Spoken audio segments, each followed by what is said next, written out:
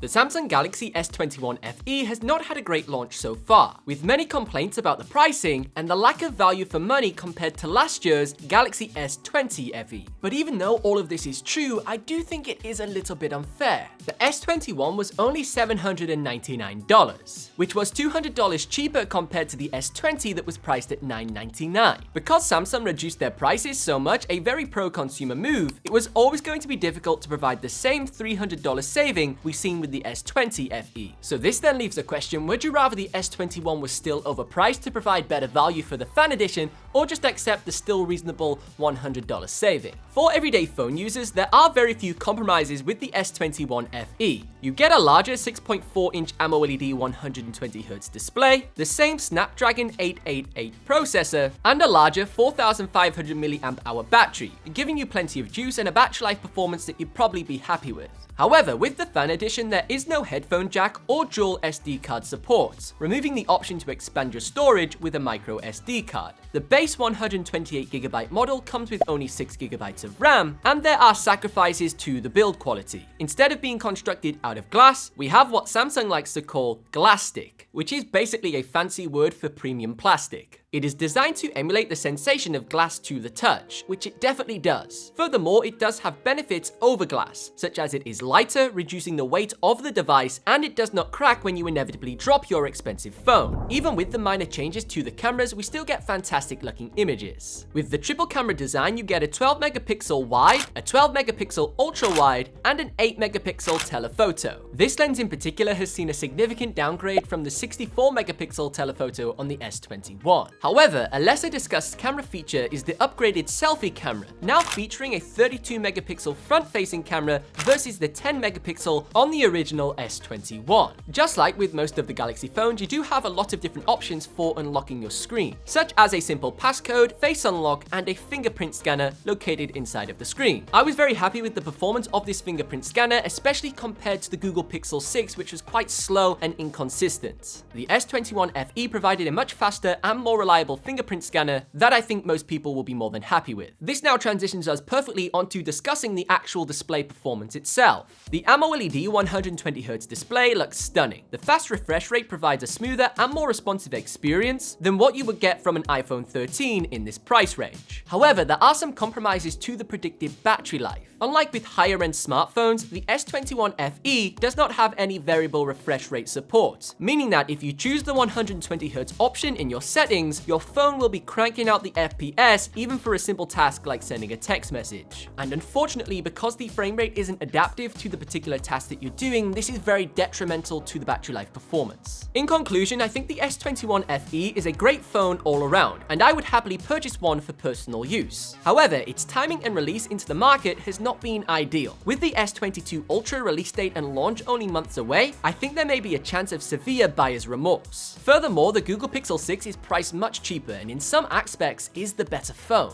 If you want to learn more about the Google Pixel 6, I recommend watching this video next for my full Google Pixel 6 review. And if you enjoyed this video, make sure you give it a like and also consider subscribing to the channel for more videos just like this.